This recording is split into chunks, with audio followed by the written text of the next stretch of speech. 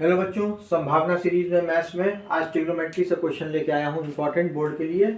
To poles of equal height are placed opposite to each other on either side of the road 80 metre wide from a point on the road between this two poles the angles of elevation of the top of the poles are 60 degree and 30 degree respectively. Find the height of the poles and the distance of the point from the poles. तो solution देखिए diagram के साथ, पहले समझिए। कह रहा है कि एक सड़क है, इस सड़क पे दो पोल्स हैं इक्वल हाइट के, इनकी हाइट जो है वो इक्वल है। एक ये पोल है और एक ये पोल है। ये हो गया ए बी सी डी और ई, यहां आके ये पोल मीट कर रहे हैं, ठीक है। ये पॉइंट है। Two poles of equal height are placed opposite to each other. Opposite to each other बच्चों, on either side of the road, on either side of the road 80 metre wide. तो ये पूरी रोड जो है वो कितनी है? 80 मीटर वाइड, 80 मीटर वाइड है ये।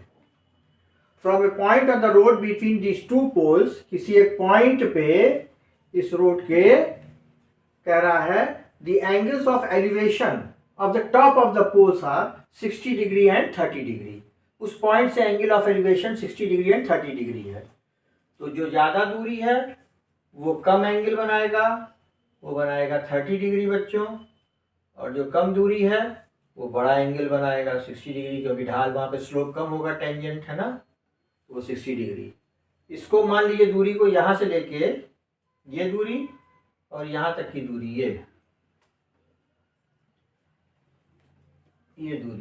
ये दूरी यहाँ से यहाँ तक की मान लीजिए बच्चों x। टोटल 80 थी ना, तो यहाँ से यहाँ तक की दूरी कितनी हो जाएगी? ये हो जाएगी 80 माइनस एक्स डिस्टेंस हो जाएगा ये, ठीक है। ये भी h है और ये भी h है। तो find the height of the poles and the distance of the point from the poles. और ये डिस्टेंस जो है, इसका दूरी यहाँ से इस पोल से और इसकी दूरी इस पोल से यहाँ तक की, ये पूछ रहा है, और हाइट पूछ रहा है। तो पहले हम लोग बच्चों हाइट निकाल लिया जाए इसकी। तो हाइट के लिए रिलेशन क्या किया जाए? एक h है और एक ये बेस है। तो इन ट्राइंगल ए बी ई है ना, ट्राइंगल ए बी ई, ये वाला ट्राइंगल लिया जाए। In triangle A B E, A B E, इसमें tan थीटा क्या होगा? Perpendicular upon base. तो tan 30 is equal to h upon x। और इसमें क्या है दूसरे वाले में? In triangle C D E बच्चों, इसमें tan 60 degree is equal to perpendicular upon base. Perpendicular h हो गया और बेस कितना हो गया? 80 माइनस एक्स, ठीक। इसको मान लीजिए इक्वेशन 1, इसको मान लीजिए इक्वेशन 2। अब इसको सॉल्व करने का तरीका बच्चों, इसमें tan 30 की वैल्यू रखेंगे, इसमें tan 60 की वैल्यू रखेंगे, और दोनों में h है, तो h को दोनों में कॉमन बना के इन दोनों को इक्वेट कर लेंगे हम लोग, राइट। तो बच्चों tan 30 tan 60 हो गया। अब tan 30 की वैल्यू हो गई, अब लिखो फ्रॉम इक्वेशन 1, tan 30 की value 1 upon √3 is equal to h upon x। Therefore x is equal to √3h और h is equal to x upon √3, x upon √3, h is equal to x upon √3। ये आपका हो गया equation 3, x is equal to h upon √3। अब इधर कर दूं मैं। अब यहां देखिए फ्रॉम इक्वेशन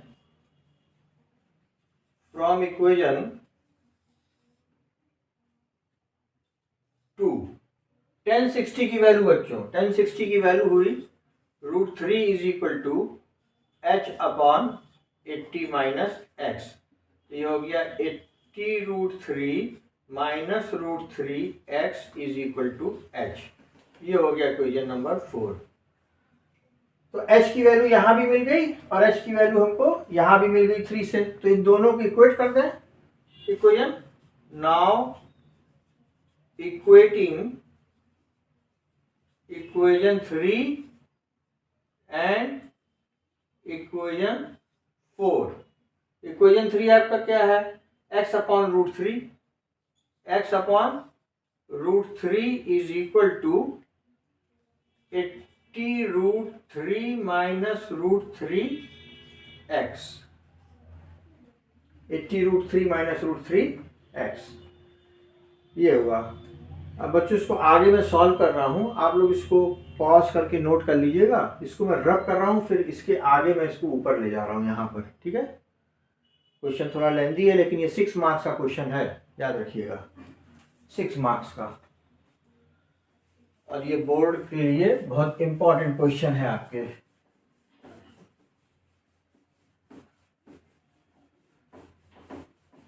छोटे छोटे क्वेश्चन तो 2-2 नंबर के आते हैं, वो बहुत वैल्यूबल नहीं, वो तो आप कर ही लोगे, मेहनत की रहो।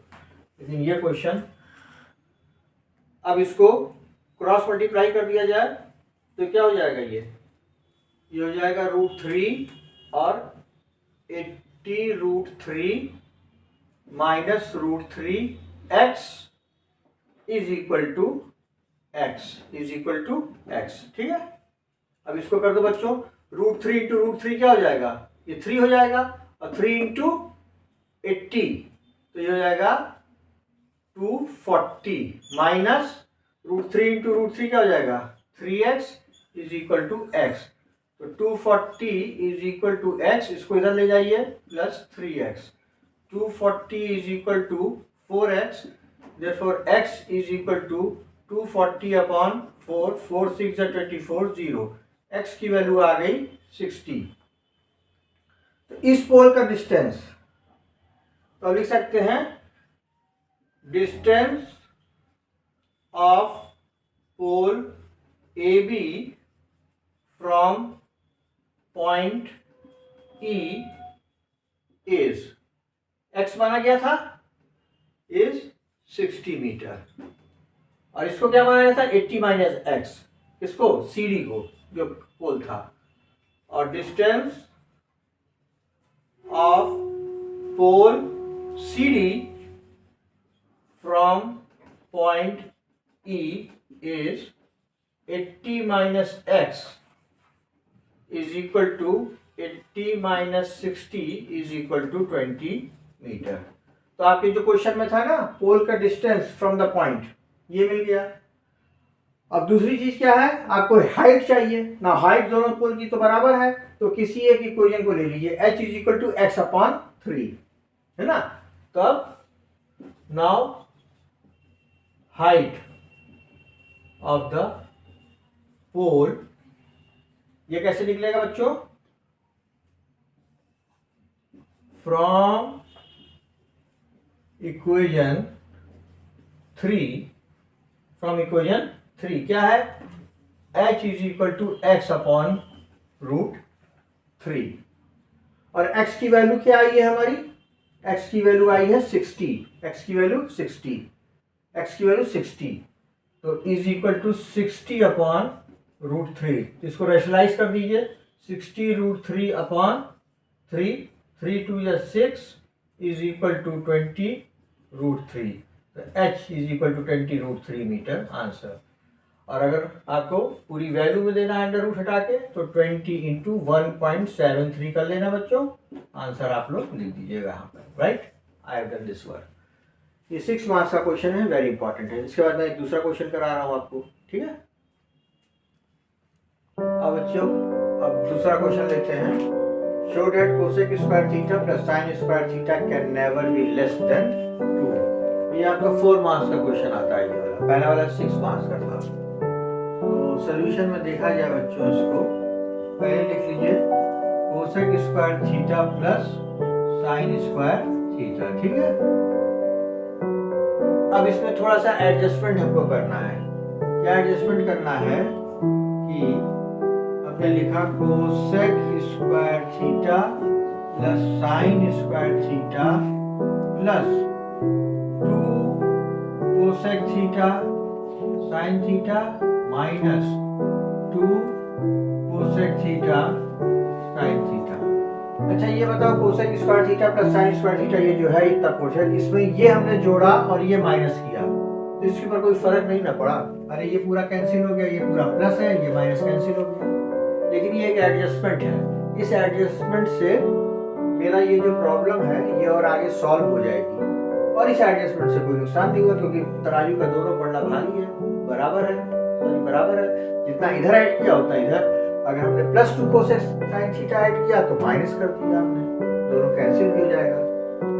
अब तीसरी चीज बचा ये करना है कि cosec square theta plus sine square theta लिखिए, और ये वाला जो पोर्शन है माइनस वाला इसको इसके बगल में लाइए।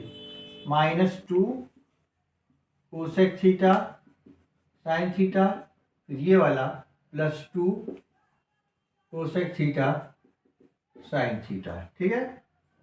अब इतने पोर्शन को अगर आप देखेंगे, ये इतना पोर्शन, ये पोर्शन क्या है, ये पोर्शन आइडेंटिटी हो गई। कौन सी? A square minus b square, a minus b का whole square is equal to a square plus b square minus 2ab। ये उस रूप में हो गया ये। इसको क्या लिख सकते हैं? इसको लिख सकते हैं cosec theta minus sine theta का होल स्क्वायर, इतने को है ना। और फिर ये क्या है? +2 कोसेक थीटा साइन थीटा। अब बच्चों cosec theta minus sine theta का whole square +2 cosec theta can be written as 1/sin theta into sine theta. ये और ये कट गया। अब क्या बचा? Cosec theta minus sine theta का होल स्क्वायर और +2। अब यहाँ से एक बात आप लोग पढ़ते आ रहे हैं 9th से, कि किसी भी चीज़ का अगर स्क्वायर होगा तो वो हमेशा या तो 0 होगा या greater than 0।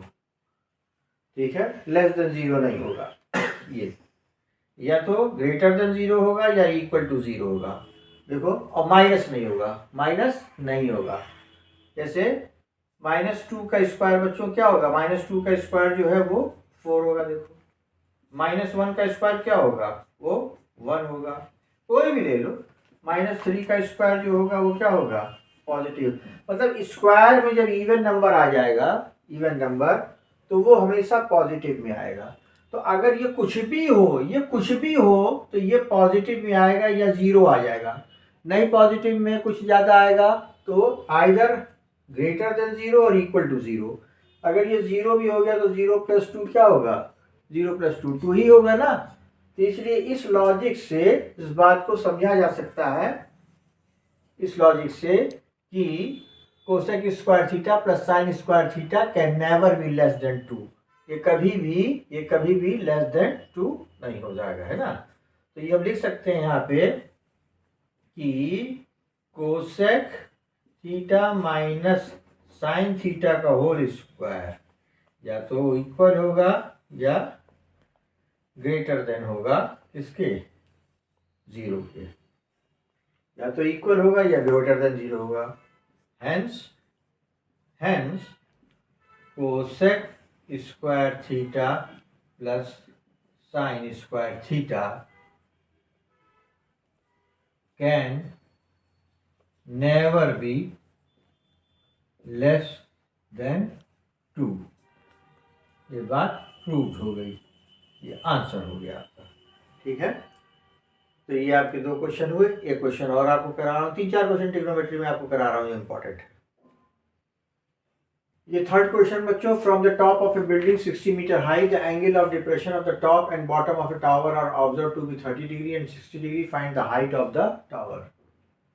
From the top of a building 60 metre high, तो मतलब ये एक बिल्डिंग बन गई ये हो गई 60 metre, 60 metre high. The angle of depression of the top and bottom of a tower. तो इस बिल्डिंग के साथ ही यहाँ पे एक टावर है और इस टावर का इसके साथ एंगल ऑफ डिप्रेशन, ये टॉप, टावर का टॉप है, इस टॉप का the angle of depression of the top and bottom of the tower are observed to be 30 and 60 degree। तो टॉप का बन रहा है बच्चों 30 डिग्री और बॉटम का ये बन रहा है 60 डिग्री, 30 डिग्री एंड 60। इस टावर का, ये टावर है, ये क्या है, ये आपका टावर है from the top of a building. पर ये क्या है, ये बिल्डिंग है। क्वेश्चन समझना बच्चों बहुत जरूरी है, क्योंकि क्वेश्चन नहीं समझ में आएगा तो फिर डायग्राम कैसे बनेगा, और डायग्राम नहीं बन पाएगा तो फिर सॉल्व कैसे करेंगे हाइट एंड डिस्टेंस में। तो ये हमारी बिल्ड टावर हो गया, इसका इस बिल्डिंग के टॉप से ये एंगल एक बन रहा है और इस बिल्डिंग के टॉप से इस टावर के बेस का जो है बॉटम का 60 डिग्री बन रहा है। तो find the height of the tower, तो आपको ये निकालना है बच्चों, find the height of the tower. ये चलो नंबरिंग करते हैं, A B C D E, ठीक है। अब देखो एक ट्राइंगल ये बन रहा है, ये A B C। तो इन सॉल्यूशन हमारा शुरू हो गया। In triangle A B C, triangle A B C 10 60 ले लीजिए। 10 60 is equal to perpendicular upon base AB upon BC, AB upon BC। 10 60 की वैल्यू होती है √3, तो √3 इज इक्वल टू AB कितना है, ये 60 अपॉन BC। तो BC is equal to 60 upon √3 या 60 √3 अपॉन 3, रैशनलाइज कर लीजिए, ये हो गया 20 √3 मीटर। ये हमको BC मिल गया बच्चों, ठीक है। अब उसके बाद दूसरा ट्राइंगल हमारा ये है AED, ये जो 30 डिग्री बन रहा है। तो हम लिख सकते हैं in triangle AED, in triangle AED यहाँ पे 10 30 is equal to AE upon ED, AE upon ED। 10 30 की वैल्यू बच्चों कितनी होती है, 1 upon √3, 1 upon √3 is equal to AE हमको मालूम नहीं कितना है, AE अपॉन ED हमको मालूम है बच्चों, क्यों, क्योंकि BC हमने निकाल लिया है। तो ये जो रेक्टेंगल एक बना है, इसी रेक्टेंगल टावर का इसका मिला के, है ना, तो ED is equal to BC। तो ED क्योंकि यहाँ लिख सकते हैं, है ना, कि क्योंकि ED is equal to BC, तो हम लिख सकते हैं 1 upon √3 is equal to AE upon, और ED is equal to BC, और BC की वैल्यू कितनी है, 20 √3। Therefore AE is equal to 20 √3 upon √3। ये √3 कट गया, ये आ गया 20 मीटर। तो AE हमको मिल गया 20 मीटर, ठीक बच्चों। अगर AE 20 मीटर मिल गया हमको, तो ये पूरा 60 है, इस पूरे 60 में से ये AE 20 अगर घटा दें तो हमको EB मिल जाएगा। अगर EB मिल गया तो ये और ये बराबर है, ठीक है ना। तो हमको हाइट ऑफ द टावर मिल गई, ठीक। तो A is equal to 20 metre बच्चों। तो हम लोग क्या करेंगे, हम लोग लिखेंगे since AB is equal to 60 metre, 60 metre, तो AB is equal to AE plus EB, AE plus EB। AB 60 है और AE 20 निकला प्लस EB, तो 60 minus 20 is equal to EB। तो EB